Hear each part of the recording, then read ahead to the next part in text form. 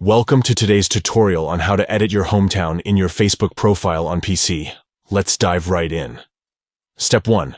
Open Facebook by typing facebook.com into your web browser and pressing enter. Once the page loads, log into your account using your email and password. Step 2. Locate your profile photo at the top right corner of the screen and click on it. This will open your profile page. Step 3. Click on the About section, which can be found below your profile photo. This will take you to the page where you can edit your profile details.